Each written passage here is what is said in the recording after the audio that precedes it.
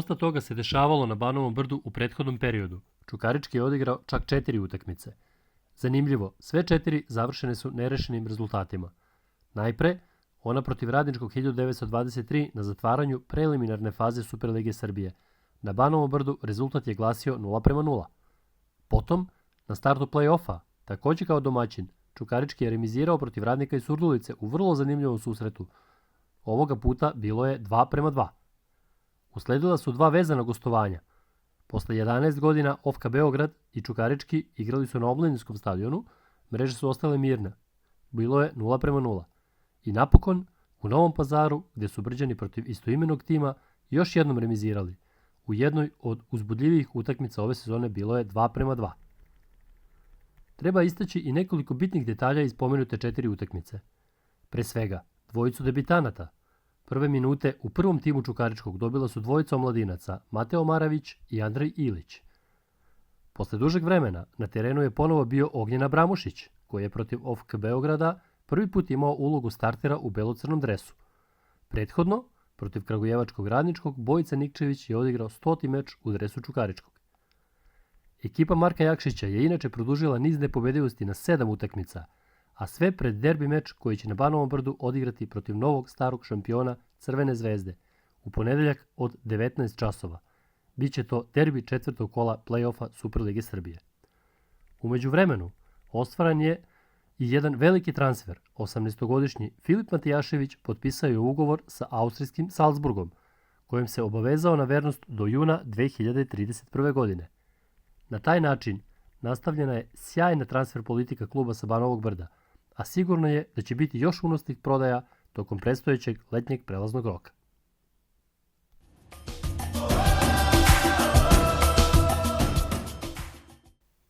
Slobodan Tedić je nastavio da pomera granice u dresu Čukaričkog.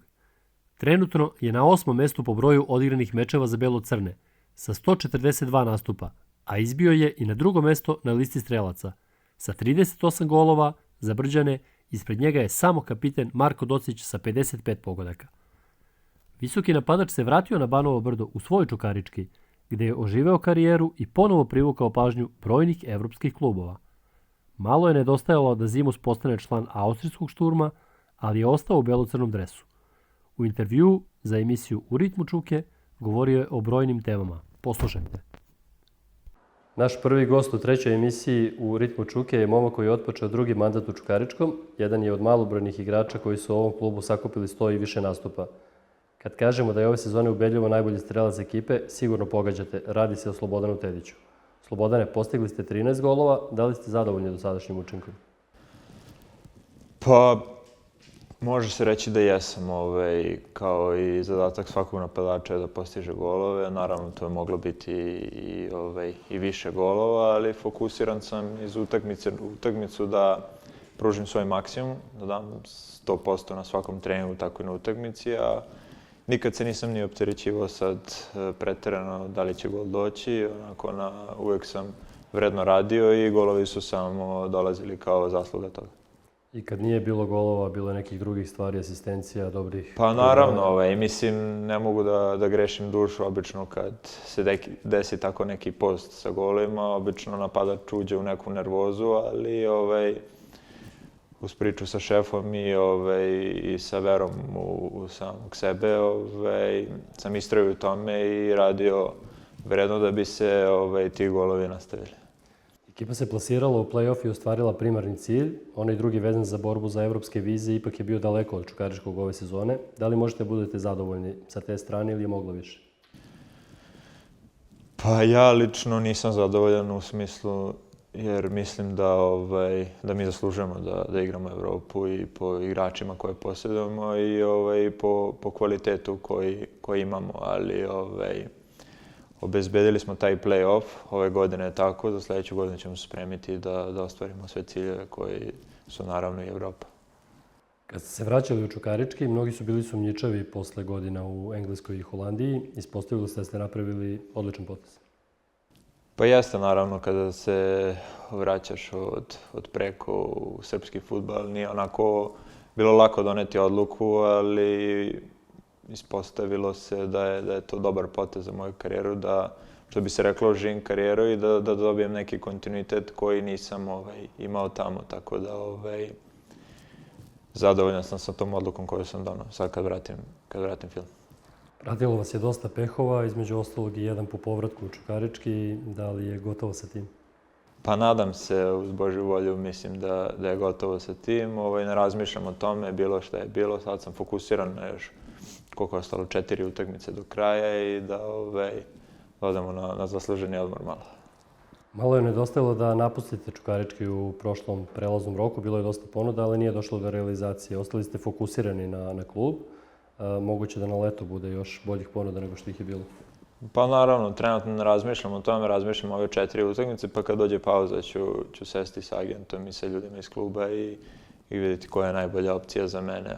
Jeste, prošle godine sam imao tu ponudu iz Šturma, iz Graca, nije se ostvarilo, ali nisam klonuo glavom, nego sam nastavio da dajem svoj maksimum da radim i, kao kažu, ko zna zašto je to dobro.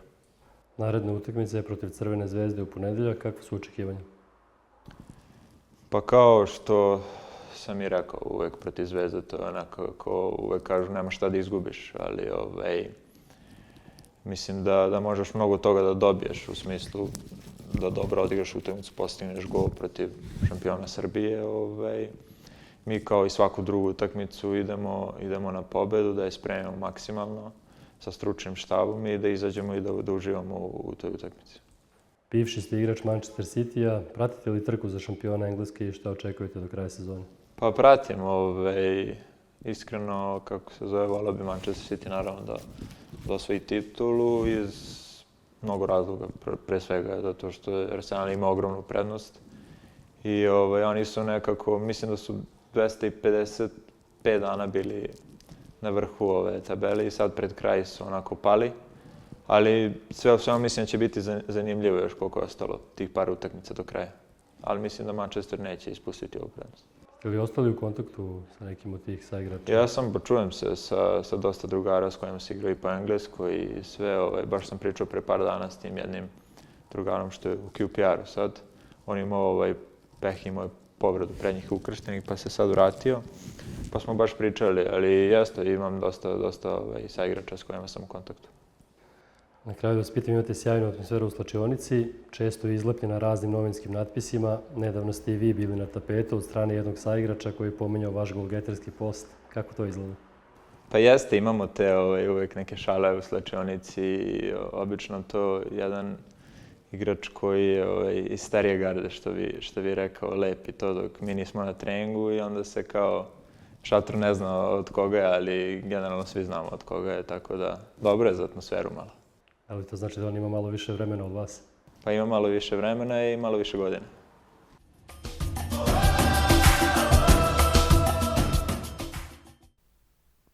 Omladinska škola Čukaričkog je među najcenjenijima u Srbiji, a potvrda toga je i najnovije istraživanje Međunarodnog fudbalskog instituta CIES sa sedištem u švajcarskom Neuchâtelu.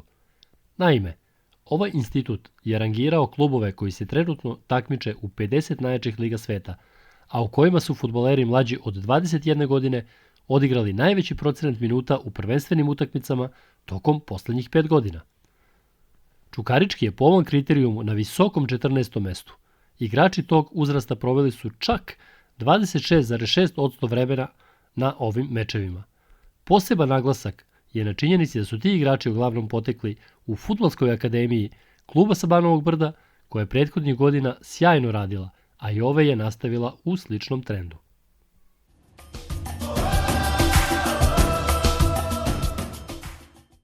Danilo Fekete je jedan od projekata kluba sa Banovog Brda. Momak koji je već 6. godinu u Čukaričkom nastavio je da se sjajno razvija, a već je stigao i do kadetske selekcije, gde nastupa sa godinu dana starijim saigračima. I to mu nije smetalo da bude jedan od najboljih igrača ekipe i najbolji strelac, ujedno jedan od najboljih golgetera kadetske lige Srbije. Trenutno je postigao 16 golova. Dao je i ogroman doprinos plasmanu kadetske reprezentacije Srbije na svetsko prvenstvo u Kataru. U trećoj emisiji U ritmu Čuke gost je član kadetske selekcije Čukaričkog Danilo Fekete. Ove, ali i prethodnih sezona Danilo je jedan od najboljih pojedinaca u omladinskoj selekciji tima sa Banovog Brda. Danilo, U ekipi si koju sa klupe predvode i Marko Mihajlović, postigao si 16 golova, u vrhu si liste strelaca Kadetske lige Srbije. Kako ocenjuješ dosadašnji tok sezone? Pa naravno, sadašnji tok sezone je stvarno prošao u dobrom ritmu, naravno uz ekipu. Bilo je tu oscilacija gdje smo mogli možda i bolje da odreagujemo, ali naravno ja sam prvenstveno znam da sam mogao više, ali naravno šta da se radi, uvijek može bolje, što se kaže, i eto, nadam se da će sve biti bolje i bolje. Dobro, ekipa je u vrhu tabeli, si zadovoljan rezultatima? Pa naravno, rezultati su dobri, samo što manje više tu uvijek kažem sebi da mogu više, da želim više, tražim više od sebe i naravno očekujem veće rezultate. Borit ćeš se do kraja i za titulu najboljeg strelca lige? Naravno. Kaži mi, jedan si od momaka iz talentovne generacije rođene 2010. godine, ali nastupaš sa starijim momcima. Kako se nosiš sa tim? Da li je fizički previše zahtevno? Pa jeste, fizički jeste i zahtevno i ima dosta tu... dosta se vidi razlika u duelima i raznim stvarima, ali uvijek mi koji smo mlađi, tu još par nas, uvijek negdje igramo na pamet, igramo da ne igramo na fizičke duele i to, ali uvijek kad treba uđemo maksimalno i damo sve od sebe. Dugo si u Čukaričkom, 6 godina. Možete malo da se osvrneš na taj period? Došao si kod trenera Ace Tomovića. Kako je dalje tekla tvoja karijera ovdje na Banovom Brdu? Pa da, stvarno sam dugo u Čukaričkom i napravio sam baš veliki iskorak, prvenstveno u svojoj karijeri. Evo, danas sam zaigrao za prvi tim prvi put. Tu mislim, naravno, velika mi je čast i privilegija to što sam postao negdje član prvog tima, što sam samim tim i zaigrao. Naravno, tu je bio i trener Aleksandar Tomović koji mi je mnogo toga pomogao, mnogo toga naučio i negdje zajedno smo tu i rasli, ja kao igrač i on kao trener. Ima tu još mnogo trenera na koje bi se osvrnuo, ali prvenstveno bih želeo njemu da se zahvalim jer me on prvenstveno napravio kao igrača, kao čoveka i stvarno vidi se napredak, vidi se rezultat od prvog dana kad sam došao. Dobro, ovo je klub koji daje onako pravu šansu mladim igračima. Ti si imao i brojne druge ponude. Zašto se odlučio baš za Čukarički? Pa, kada sam odlazio iz Zvezde, tata me je pitao da li želim da idem u Čukarički ili u Partizan. Izabrao sam Čukarički prvenstveno je zbog toga što mi je iskazao tu neku posebnost prema radu sa decom Aleksandar Tomović i znao sam isto mnogo drugara gdje mi je to još i olakšavalo, gdje su mi davali još veću podršku i naravno odabrao sam se za Čukarički. Potpisao si prvi profesionalni ugovor prošle godine, to ti je sigurno jedan veliki podstrek za bolji rad u narednom periodu. Pa jeste, naravno, potpisao sam prošli ugovor prošle godine, to mi je dosadašnji možda i najveći uspeh u životu, ali naravno neću se zadovoljavati malim stvarima, idem ka tome da napravim još veće stvari, još veće ciljeve imam u životu i nadam se da ću jednog dana i zaigrati za prvi tim u Superligi Srbije. Često si isticao da se ugledaš na Mihajla Cvetkovića, dok je bio u Čukaričkom imali ste kontakt, čujete se pretpostavljam i dalje, pratiš li njegov razvitak karijere? Pa naravno da pratim, velika mi je čast što sam njegov prijatelj, što je uvijek bio tu za mene, trenutno ga pratim i pratio sam ga do sada, znam da igra u Anderlechtu, da igra dobro, da se dobro razvije i veoma mi je drago zbog toga i pratio sam ga sad isto kada su bile kvalifikacije za Evropsko prvenstvo.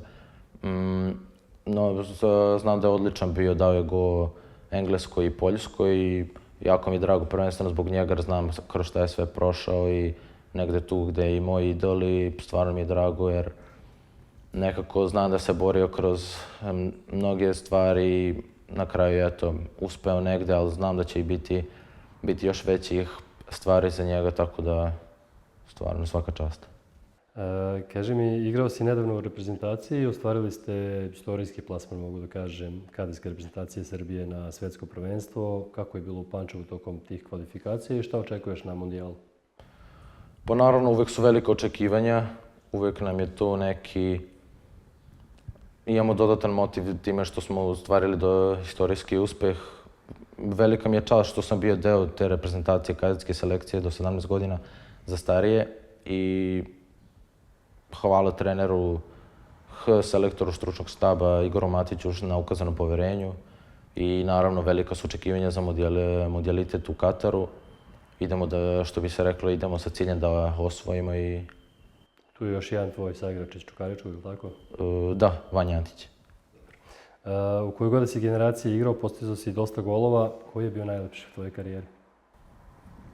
Pa negde imao sam baš dosta lepih golova i naravno tu je uz pomoć saigrača, ali nekako bi istakao možda gol protiv selekcije Francuske kad smo igrali u Francuskoj, u Lyonu. Bili smo na turniru, igrali smo finale, gubili smo i posle toga smo preokrenuli utakmicu i dao sam gol bio za vodstvo od 2:1 i možda bi taj gol istakao negde da mi je bio možda čak i najlepši.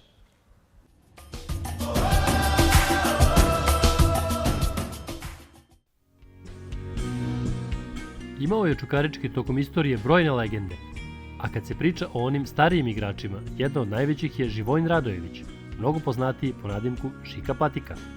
Fudbaler rođen 1948. godine na Banovom brdu, nastupao je za lokalni klub u čuvenoj generaciji u kojoj su bili još Šikanić, Rović, Vlajić, Radić, Smiljković i mnogi drugi. O Žiki su ispričane brojne anegdote.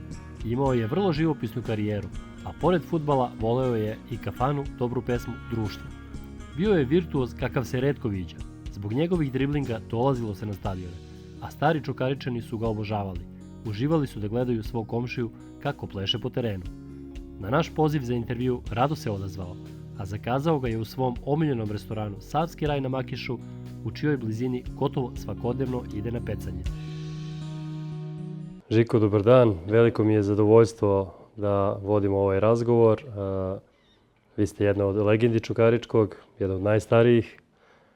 Volio bih da se prisjetite na početku svojih početaka u Čukaričkom. Hvala na pozivu. Pa evo, ovo što sam vam rekao malo pre, počeo sam negde 63. 64.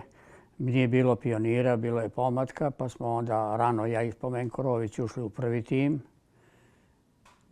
I od tada kako smo otišli na tu kup utakmicu u Grodsku, nikada više nismo ni izlazili iz prvog tima.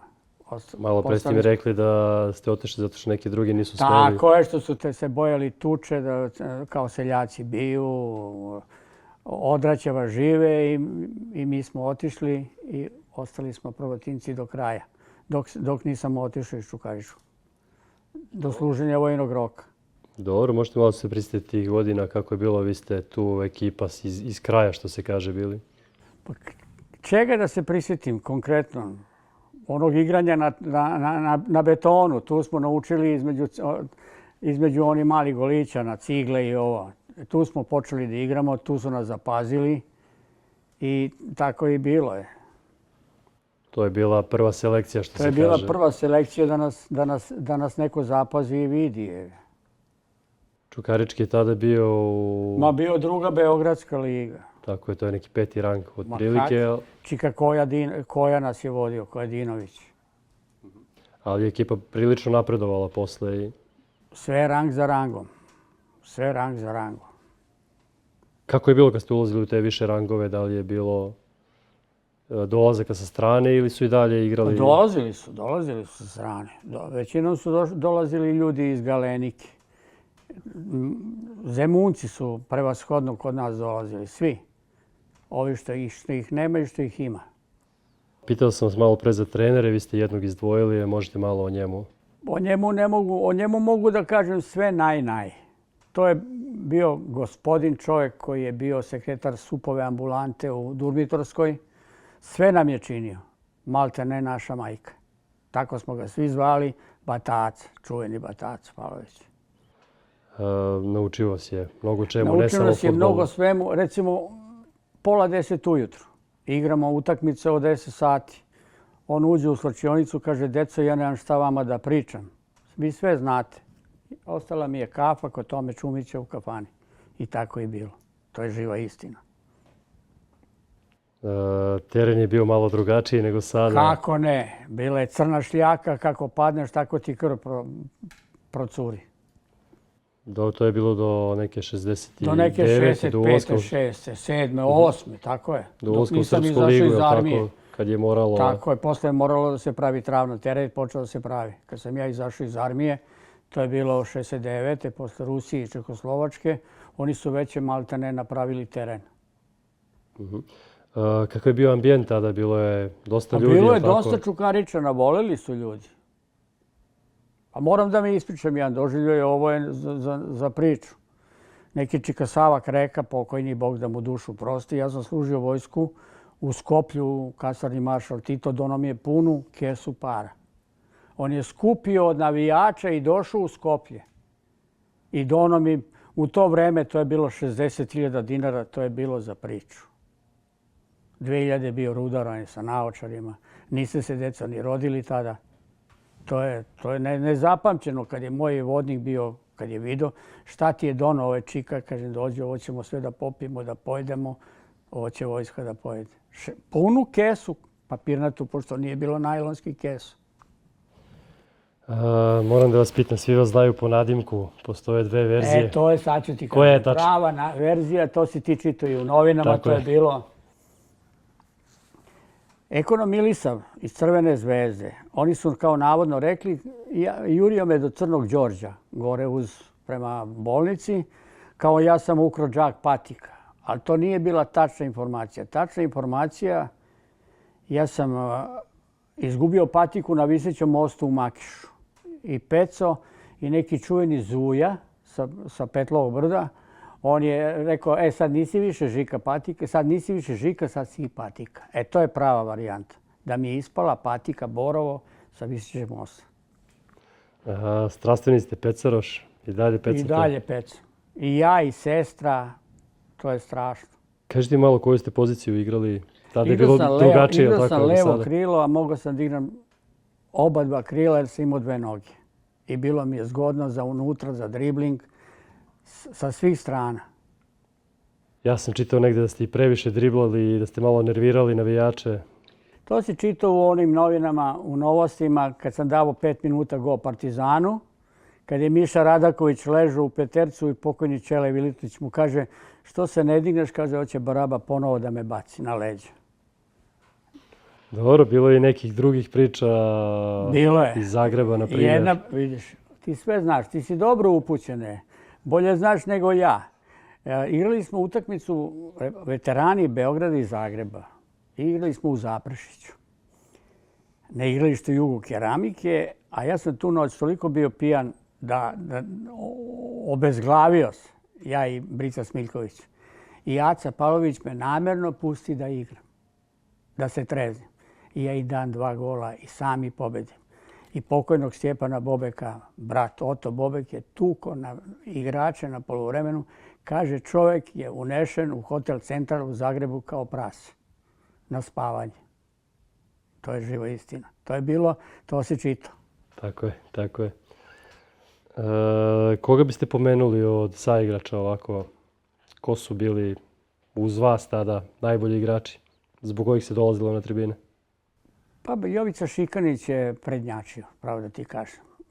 Brica golman je vatao loptu jednom rukom kao ćure. Ovako, kao lavijaši. To je neverovatno. Brica Smiljković.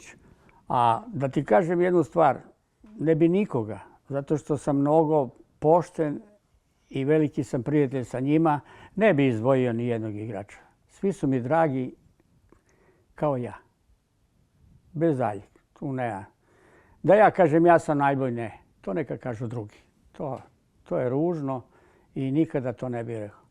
Oni su, čak recimo moj drugar Luka Tošković koji je uređivo Čukaričke novine, teo je da daje ulicu Krečarsku po meni i po Stanetu Karasiju. To je živa istina. Ja sam rekao, nemojte to da radite. Mi nismo to. Pomenuli ste Staneta, on je isto jedan fudbaler koji je tu rođen. Stane Karas je legenda. Kad je dao gol u Atini, 4. gol, ja sam doveo trubače kod mame i tate u Krečarsku 30. Celu noć su svirali. To je neverovatno. On jedan dok je živ neće da zaboravi to. On nije mogao da veruje. Kažemo, majka mu je Adela i ćerka mu se zove Adela. Rekao je ovako, mama, kaže, ona je rekla, onaj ludi Žika Patika je doveo trubače, kaže, nismo celu noć spavali zbog njega. To je živa istina, kad je dao gol iz poluvoleja. Koliko vam je fudbal značio u tim godinama dok ste bili klinci? Bila je sigurno zanimacija i izlaz u nešto. Pravo da ti kažem, mi nismo mnogo marili za pare. Voleli smo Mihajlovac, voleli smo tržnicu, voleli smo golf, kamp. Tu smo rasipali pare. I na kraju Kraljicu, gore u Košutnjaku. Ta generacija posle vas je ušla u drugu ligu. Pa to su ljudi koji su bili provereni igrači. Dolazili su Cole Tričković, Nikola Golijanin, sve to pokojni moji drugari, Bog da im dušu prosti. Dolazili su vrhunski igrači. Miša Radonjić, Sava Rujević, Mirko Rušanjac. Kaki, to je bilo, sačuvaj Bože. Ali je za to vreme bio ogroman uspeh jednog. Bio je veliki, kako ne. I sad je veliki uspeh. Ja sad se radujem ovoj deci. I igraju, ali se bore, igraju. Ne mogu da kapu dole, mora da skinemo tim igračima. Znaš kako je lepo kad vidiš Čukarički tuko Partizana 4-1. Pa svi smo veseli. Nema veze što. Pa i da Zvezdu pobede ja volim. Ali navijač sam Zvezde. Ali volim Čukarički.